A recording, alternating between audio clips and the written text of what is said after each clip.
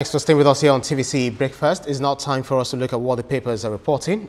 First, let's have a sneak peek through the papers. The Nation newspaper has it above the masthead, what president should do with economy before 2027.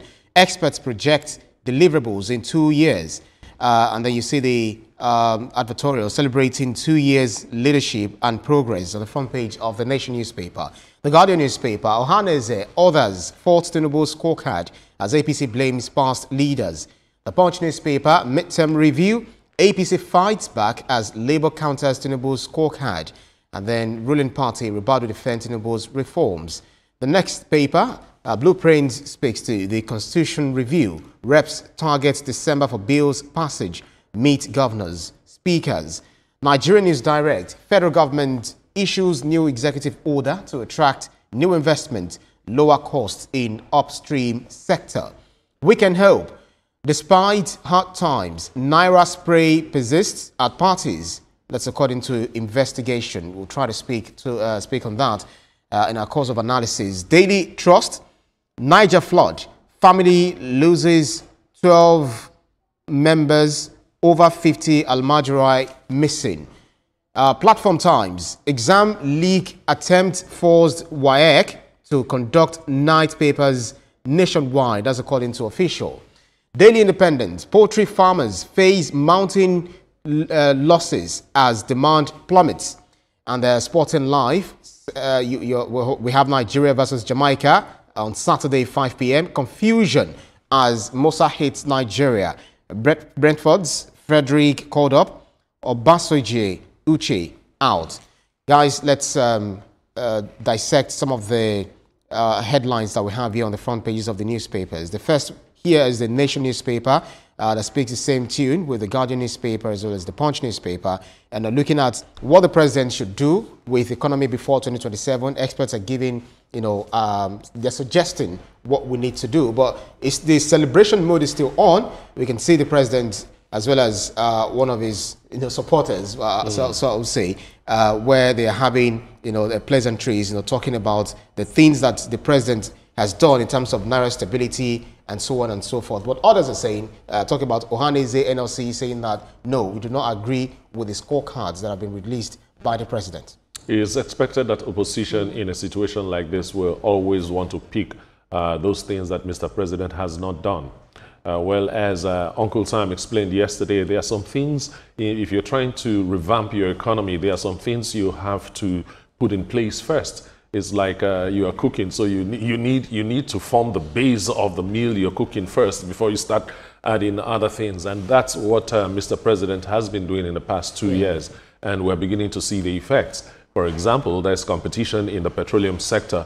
Dangote is dropping the price, NNPC is dropping the price, and so on and so on and so forth. It becomes a free market situation in that area. At the end of the day, we are the ones that will benefit from it. So it is expected that the opposition organization, opposition parties will say, no, you've not done enough. And the average Nigerian, as we have said so many times, the only way they will assess the government is, do I have food on my table? Veronica, APC keeps saying that what we've done is the right thing. The Labour disagree. But one thing is that at the time, because the issue stemmed from the removal of fuel subsidy, and every single person was calling for the removal of fuel subsidy. But now that it has been removed and we've seen the impact, they're saying, like, why did you have to do it in the first place? Well, the opposition is playing their role, speaking against what government Oh, you're saying that done. NLC is also an opposition, it's supposed to be a pressure group, not but we know that they have dipped their hands in politics. Absolutely. So this is common knowledge to everyone. But it is expected that they should make this kinds of statement. However, the challenge a lot of persons have is that the fact that government took the right step, as everyone agreed, implementation has been the challenge. That's right. Because at the end of the day, even the president has been saying we have to be patient to see the needed result that we want from all of the changes he made. And so how long the patience will be is what Nigerians are asking, because their patience are wearing thin as it is, because they haven't begun to see the impact on their tables. They haven't begun to see the impact on them directly. And so that is where implementation, strategic implementation. Recall that yesterday I was talking about how the federal government needs to work hand in glove with the subnationals for people to feel the impact of what government is doing, the policies it's putting in place. But if the subnationals are disconnected from the federal government, then the people cannot feel the impact of what government has done. And so they will still feel distant. We'll still see that wide gap. So it's important that as much as possible, the state, recall that even the state governments were given monies and palliatives to share to the people. And at that point, how did it go? We saw politicians still hijacking some of these things. We saw different things happening. At the end of the day, we must be ready to work hand in glove with government if we want this matter to the result to be seen as quickly as possible. Yeah, Ria, but I always say human wants are insatisfiable because everybody spoke about subsidy and then subsidy has happened. People are saying, why did you do it? I'm talking about the opposition. You don't expect the opposition to come out and say you've done something good. I would be surprised if they even come out to say that.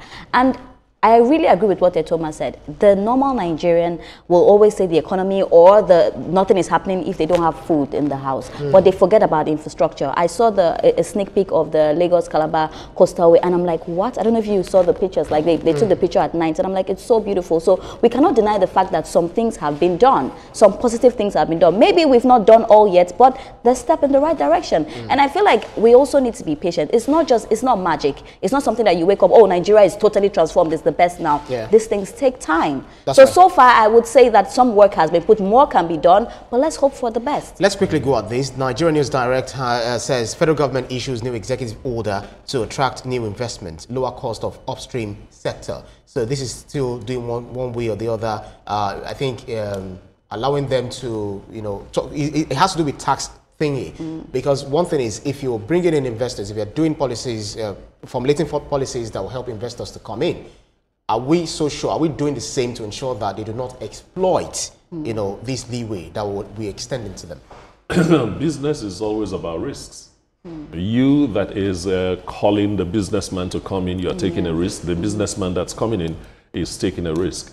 Now, if it depends on where you stand. For now, we need the investors. So, Mr. President has to come up with something like this, upstream petroleum operation cost efficiency initiative order that drops some taxes here and there to make it look attractive for the people to come. It's a good order, but I hope that investors are going to see the opportunities available and take advantage of it. That's right.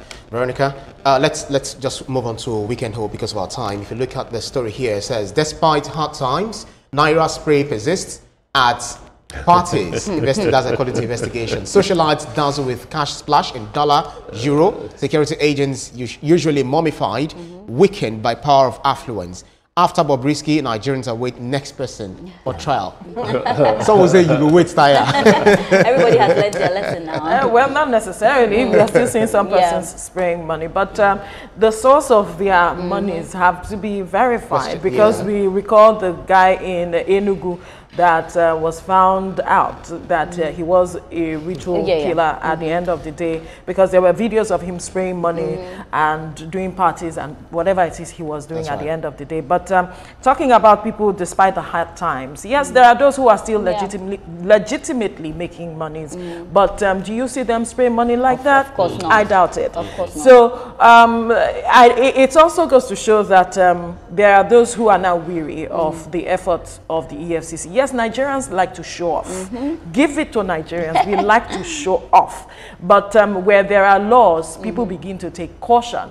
But those who know that they legitimately sweat to make this money, wouldn't display this money. Exactly. And just to quickly add to that, like, we wake up 4 a.m. every morning to come here. I don't think I'll go and be spraying money just outside like that, because we're putting a lot of work. And I also believe that the law is the law. The law has said don't abuse the naira. So when I even see people doing it, I'm like, why are you not following the law? And I tell you what, Etoma, when you see the very rich people, you don't see them doing that. People that suffer to make their money, people that have sweated to make their money. Do you see Dangote spraying money like that? You don't even see his money. view. It is when you are trying to fake it to make it. Or to prove a point, or you do not sweat. Then you can do that. But what they sweat when they see the money coming from. That's why they are under the rush to spray it. Daily Trust, Niger flood. Family loses 12 members, over 50 Almajirai missing. I saw a video yesterday, I think somewhere around that Niger, you saw the water pouring down like a fountain. Not even a fountain, like a waterfall. And I'm wondering, is this supposed to be on the road? Cars are parked, people are just there, and anything could also happen. I don't know, maybe it was even after the video because someone was filming it live on TikTok. There are areas that have stupendously heavy rains. You know, Calabar, for example, for every rainy season, there's a period where it rains for 6 weeks non-stop. Same thing in Akwa Ibom, same thing in River State. And Bayelsa State also sees that kind of stuff. And when it wants to rain in the north, it pours, you know. Yeah. And for the thing about that story is the number of people that lost their lives. It is really, really sad. And one annoying thing again is that we hear stories like this every rainy season, and we don't prepare for it. We just wait for it to happen. Why? You know, if you know you have issues like that when it rains, during the dry season, you want to put things together that you don't have that kind of effect happening to the people. Yeah, Veronica, I just want us to race on because of time, just to keep to the time. Platform Time says exam leak attempt forced WAEC to conduct night papers nationwide. That's according to officials. Aria, you probably want to get ready with the Daily Independent, you know, which talks about the poultry farmers. But these, you know, Rep has now, you know, summoned WAEC over irregularities, late night exams. Did you see that video? Yeah. It wasn't just late night, there was no lights. Yeah. So they took their phones up for the lights and then they were writing. And you could see one boy, you could see that he was actually copying. That's right. And I was reading the comments on TikTok, and I'm like, they just disgrace themselves. As for that exam, they have to write it again. That's right. And some parents were actually distraught because they were just waiting for the children and they were not back in time. Veronica. Well, she has responded to that, so maybe just wrap it up with her and we'll move on to the next one. But whatever it is, like I mentioned yesterday, let's declare a state of emergency. Yeah, that's right. On occasion, true. Right. Daily Independent, poultry farmers face mounting losses as demand plummets. You want to go at that, Veronica, quickly? It's sad because the cost of feed, it's a huge one right now. And it all stems from when they remove fuel subsidy. And often at time, we do not have what is used to make the feed for this chickens. And so it's important that we begin to look at creating safety nets for people in the agricultural sector. I know at some point the president declared a state of emergency, but we need to look at a holistic approach to addressing some of the key issues that farmers face, be it poultry, whatever section of the agricultural sector that you are facing. I know someone who had to shut down her poultry farm, about 2 or 3 persons who had to shut down because of the cost of feed. And the feed is made of what? Corn and some other items. How accessible are these things? People have to import from neighboring countries. At what cost? What is the value of the naira for them to be able to do that? So the challenges are enormous, diverse, and we have to look at how to address them at the various stages so that we can have poultry, we can have eggs, we can have everything.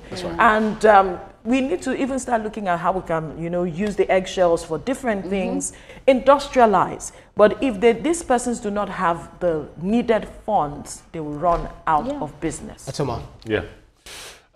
Poultry is... my mother had a poultry farm, so I understand what she's saying about the cost and so on. But we had to start developing our own kind of feeds because actually, even at that time, it was quite expensive. So I will advise people that are in that business, look for a way to give the normal poultry feeds, but not as regularly as you used to do, and feed them with something else. It will reduce the costs for you. No, but you know, they don't just feed them. They feed them, you know, we have noiler, we have broiler, we have, you know, and they have yes, I understand. Productivity so if you don't give them will certain drop. feed, it won't produce. Productivity will drop to a particular level. I've experienced it. It will drop to a particular level. Then when you find your feet again as a poultry farmer, then you go back to doing everything. It's just like a stopgap measure. Demand and supply. A lot of people are looking at how to eat chicken or eggs for their children. That's right. Let's see if we can engage our guest who will be speaking with us next. Okay, all right. That's true. Ria, very quickly, but I always say when it comes to farmers, they play a very great role because without them, we cannot even eat chicken or anything so I think that these are things that we need to address. But I'm happy that we have a guest that we're talking about this later on. Because our NECPA day is very, very important. Yes, sir. Nigeria versus Jamaica, confusion as Musa hits Nigeria. We defeated Ghana. And then we hope that will be, that's all right. And then we hope that we defeat Jamaica.